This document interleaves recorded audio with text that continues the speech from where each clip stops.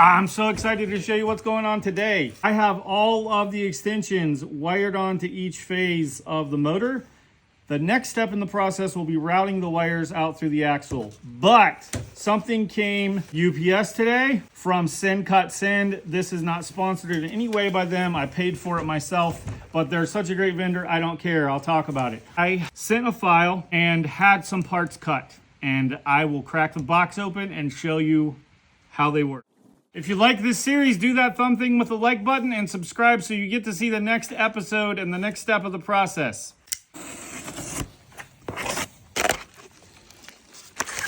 Anytime I need something that's precision made, I send it out to be laser cut. So they cut this, which is a 1/4 inch steel. So the idea is this goes in the channel on the wheel where the tire would normally fit. We are testing this together. I have not done a test fit. I just took all the dimensions with a caliper, but this dimension here I had to do with a tape measure, and this axle was in the way. So I tried to give myself a little bit of play, and then my plan will be to shim it with rubber if needed. But I did it in 3 parts instead of 2 for a couple different reasons. The higher quantity of parts you order, the cheaper each one is. Yes, it's perfect.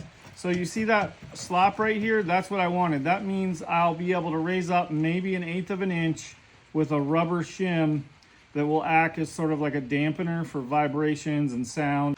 It's perfect. We probably have maybe 3/16 of an inch of play there. That's less than 1/8 of an inch all the way around, which is perfect.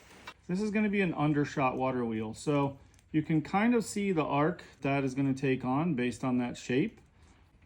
So what's going to happen is as the wheel spins this way, the stream is flowing this way, and the stream will catch those paddles, spoons, whatever you want to call them, and propel it onward. I made these holes here. You see holes all the way around because why not? I can have them pre-cut with a laser if I want to tap them, or if I want to use them as a place to lace cable or some kind of a Kevlar cord or something like that to help stabilize everything. Then I have the holes already in there and not have to drill them myself. So I am so stoked with how this is coming together, and I can't wait to show the next video where we do some spinning of this and we start wiring these together, and you can see how the voltage is amplified when we run it in series versus parallel. If you like this video, do that thumb thing with the like button. Also, don't forget to subscribe because you'll be able to see the next step in the process.